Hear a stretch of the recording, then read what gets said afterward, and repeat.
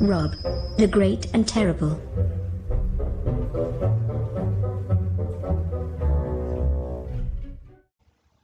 Hi guys, and welcome back to Amateur Hour here at DistractionAction. I thought we'd try something a little bit different this time. I got a new camera, so yeah, I did that, which means better audio and eventually better video. The story I wanted to tackle today, though, I thought the visuals kind of did a better job of capturing the vibe than this face could. But today we're going to cover a poem, yay, called Sleep is a Bitch. Needless to say, if you got kids, I would tell them to leave the room. Okay. What this poem is about, it's near and dear to me, just like everything else in the book. It's about sleep paralysis, and I think I covered that in one of the other videos, but just in case I hadn't, sleep paralysis is exactly what it sounds like. The body falls asleep, yet somehow the mind stays awake, and your mind, in order to waken your body, will put you in a kind of fight or flee scenario. So it's not uncommon to wake up with a feeling of dread, some sort of danger. Somebody's in the house, something's in the house. You may hear voices, you may hear your children crying, you may hear somebody calling your name, you may see things and hear things that, obviously aren't there. And that's supposed to kind of jumpstart your body. But there is that time, and usually it's not long. This is just my experience with it. It's a matter of minutes, but it feels like a lifetime. You're paralyzed. You can't move. It's the most pressing thing in the world for you to be able to move, and you can't move. My deal with sleep paralysis, I think, is a little bit different than your typical deal, if there is such a thing as typical with this. I'll often kind of, at some point, I'll hear this noise, and it sounds almost like a box fan in the window, or waves crashing. It's a very distinct sound, and usually that's triggered by just this kind of feeling of leaving your body, or starting to leave your body. It's unpleasant. I call it soul rape.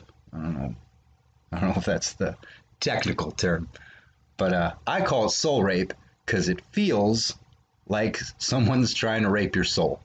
That's what it feels like. So I don't condone regular rape. Like, regular rape is bad too, but soul rape, I feel like, is worse. I've never been raped, so I don't know. But from my own personal experience, soul rape, which I have been, is pretty bad. So there you go. There's really not much to talk about to this one. I know usually I read it and then I discuss it. I like to talk about it first before I actually jump into reading it. It is what it is, right? I think once you hear it, it'll speak for itself. A lot of references in here. Obviously, I'm referencing Bowie. Again, I'm a big fan. There's references to Metal Gear. There's references to Tupac. It's the mind not shutting up. It's that moment where you lay down And I'm sure a lot of people get this. I know, quote unquote, creative types especially, right? They have a problem shutting off the brain. And I'm no different. It's when you're exhausted, but you can't sleep, you know. Um,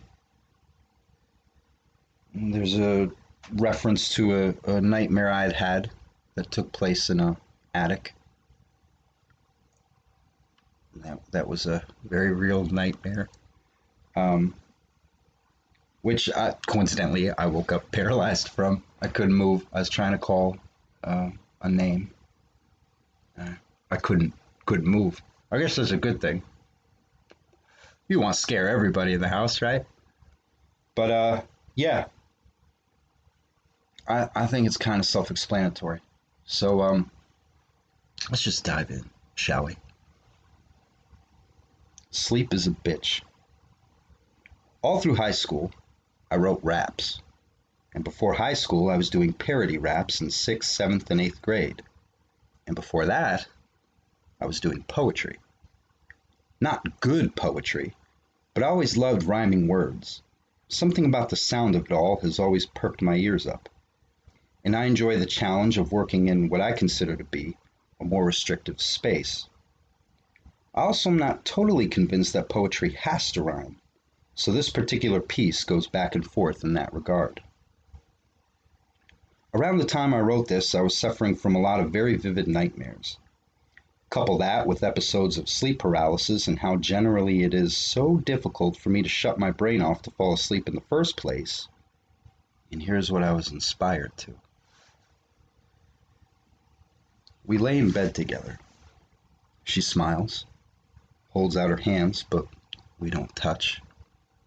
She flirts, moves closer, but I know that we won't fuck. I close my eyes. She won't shut up. I roll over on my side. She won't shut up.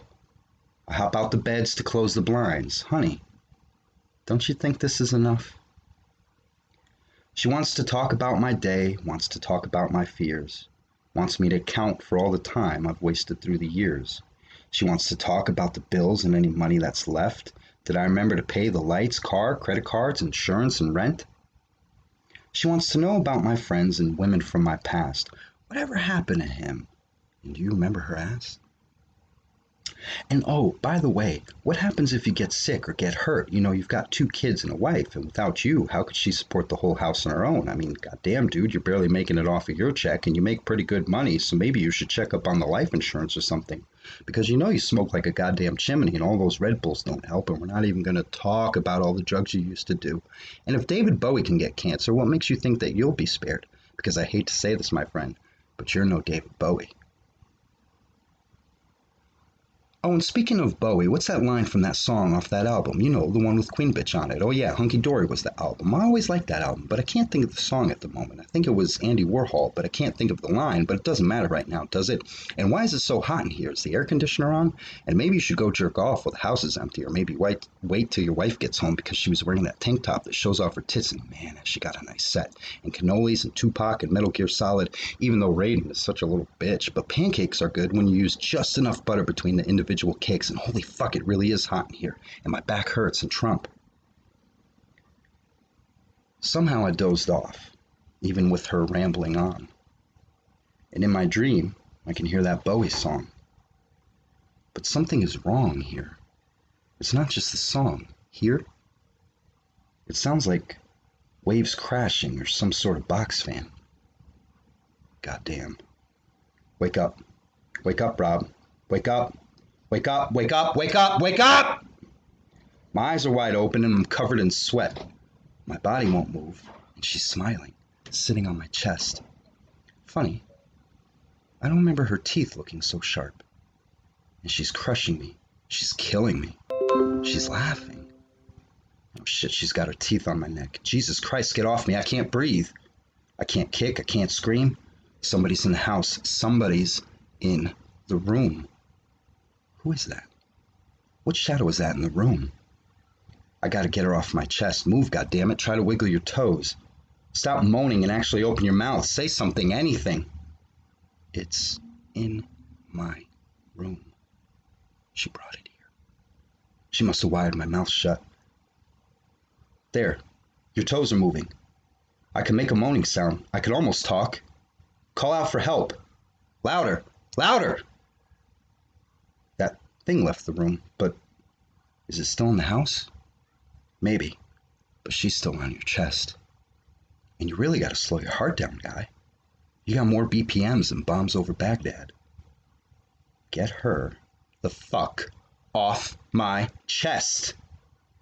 She's off. I'm free. Did I just dream of an attic? And who was I with? Where's my wife? Oh, there goes the alarm clock.